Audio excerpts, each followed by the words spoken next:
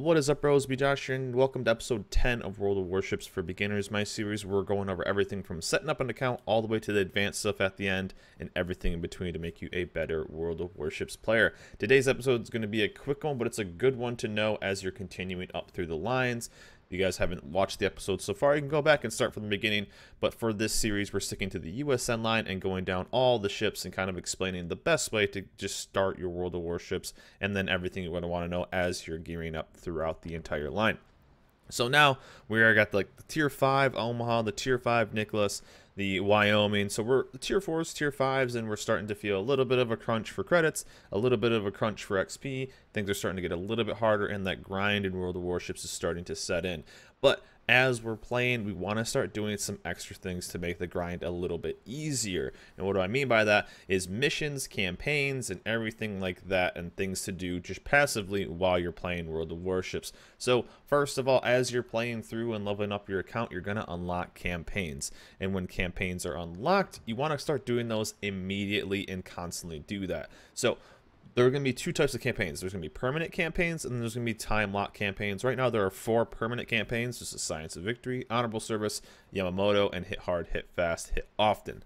Now, these are the 4 permanent. There are some time-gated ones which come in big events, and you only have so much time to get those done. They usually have less things to do overall, but are sometimes time-gated, and sometimes even give you a free ship. So just starting out Science of Victory, some of these require higher tiers. Science of Victory only requires a tier 3 to get going, and then you end up needing a tier 5. So this is a perfect one to just start doing right away.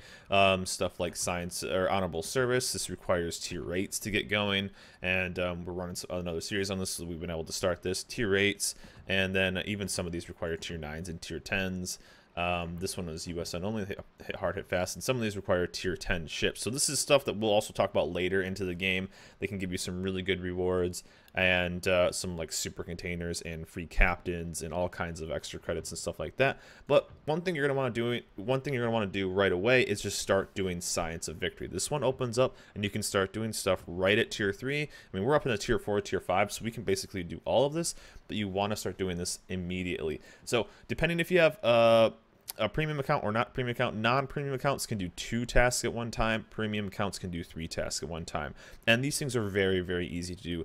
Cause 20,000 damage to enemy ships with the main battery guns, requires as low a tier of tier 3. You can go and do that in one game, and you can get a lot of really good rewards, especially credits, which is something that you're probably, if you're spreading out your gameplay between too many ships, you're going to be a little credit starved, especially getting into that tier 5, tier 6 area, which we're starting to get pretty close to. But you can get credits, you can get more credits, free XP, you know, damage control, which is going to save you money. So each one of these are going to cost you 22,000 each. And, you know, just going through, and you can get a lot of good extra rewards. And this is just stuff that you're going to be playing anyway. You're going to be going out and doing 20,000 HP to enemy ships anyways. You might as well get something, a nice little boost for it. And then once you've completed each one of these, as you can see, is a certain amount of stars. We can't really see it since we've already done these. Once you get this, unlock the final task, and then you get a bunch of rewards. So these are all really good ones as well. This is going to save you a ton of cash. This is like millions of credits worth of extra cash of just having, so this is really, really nice. And then you move on to the next task. Now you can go back, you can stay on one task and do all the tasks. Usually what I do is I kind of pick and choose which ones I want. If you want credits, you can do that. If you want free XP, you can do that, you know, if you want that. But once you finish up the final task, unlock the final task, finish it, play one battle, that's very easy to do, then usually you go on. And so these ones require tier 4 and higher. As you go through the line, it'll require tier 5 and higher, but you'll be able to do this as you go. And as you see, it requires more and more stars as you go, but you can get things like flags, extra flags, you know, experience flags, which are fantastic. In the next episode, we'll talk about how to like optimize and how to get the most XP credits and everything through flags and other stuff. But campaigns are an amazing tool. I find this to be very, very fun, and it's something you should be doing all the time. Always have something. Some requires certain ships. I don't know if anything requires certain ships on this one.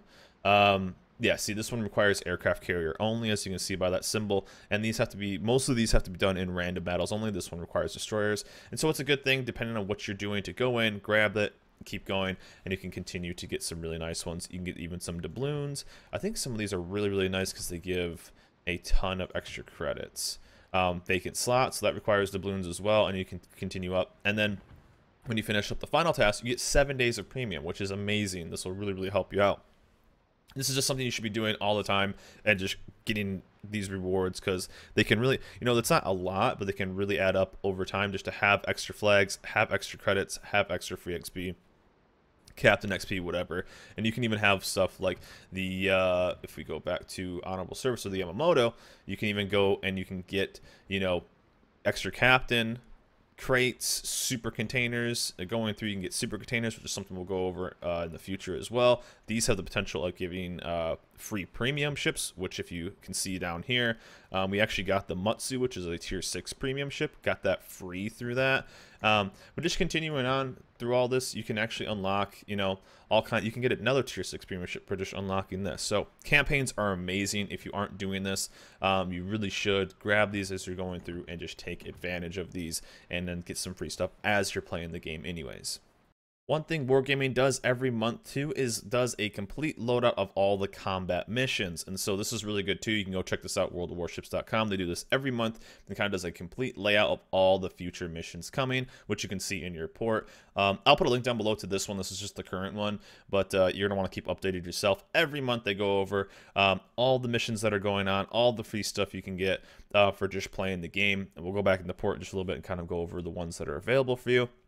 But just going in and just playing some games, it describes what you need to do. You can get coal, Captain XP, a ton of flags, just a ton of stuff for just playing the game. And sometimes when there's really big events as well, you can get free ships, doubloons, free camos, you know, all this kind of stuff. But just tons and tons of missions to do. And again, this is just something that you're going to be playing the game anyways. You're going to get extra stuff. So, I mean, free credits. You're going to be a little credit starved. Again, that's going to be awesome to just get for free. And this is just really nice. So keeping up to date with the credit, with all the missions, all the things you can get for free, again, just for playing the game. Sometimes you need to do certain things, which is fine, but most of the time it's just go in and play some battles, get certain base XP or something like that. Usually they're pretty easy to get, and then you can just take advantage of that and then really help you kind of progress through the line when maybe you're low on credits, low on XP, low on captain, maybe retraining a captain. Sometimes they get boosts and other stuff like that. So here we are back in port, and where you're going to find all of your missions is right here in this little tab. There's 2 events going on, so this is always good. You can check out that, but there's challenges going on as well. These are really good ones. These are for basically events going on right now. Right now we have the anniversary event, which is stuff you can unlock and buy stuff in the arsenal. So these are things you'll go in and actually get tokens. Click on the anniversary thing and you can get all kinds. You can get Dasha captains for free. You can get extra flags for free. These ones give XP and credits, which are great. Emblems if you want, permanent camos if you really enjoy some ships, or even temporary camos right here. Again, you're going to go and earn all of these extra tokens, and it actually really helps by getting some containers. But what you're going to want to do is keep an eye on these missions and kind of try to do these as much as possible. Max these out. You can do these twice a day, and each one of those is going to give you a container. You can then go where we've already gone over, where you go over the containers. 4,000 base XP. It's going to take you a few games, but you'll get that eventually done. And they require certain tiers. Most of you will probably have a tier 5 by now. But you can get all these free things. It's just free stuff. This is just really good stuff to keep track of and just do free and get free things. I was going to say, if you can do it in whatever battles, these are basically all of them. You can do them in scenarios if you want. You can do them in co-op. You can do them in randoms. You can just get them for free. Also, combat missions, lots of stuff. This one will give you a free permanent camo. And these will give you free coal, which is also amazing. Again, going into the arsenal and buying some free camos or whatever from the normal stuff. And then personal assignments. This is one for the tier 10 that we currently have on this account for our other series. But you'll actually have that as well, and just some stuff. So really, there's a lot of things going on with this game, but as long as you just kind of keep an eye on what's going on, there's a lot of actually handouts and free things that will help you just get through the game quicker, help you when you're like low on stuff, and just stuff to take advantage. It's just keeping your eye on and realizing what you need to do. Again, I'll put a link down below to September stuff, which is the current month when this was recorded, and you can check it out and get all the, get a heads up on what you need to do. But again, hope this is kind of helping you out, guys. So the campaign is awesome. Go in there, do the right things that you're working on. If you're playing cruisers, do stuff that maybe requires cruisers, just requires damage, and then help you just get those free things throughout the whole process, and I mean, you're playing the game anyway, might as well get some bonus things, right? And then always check out your missions, get those done.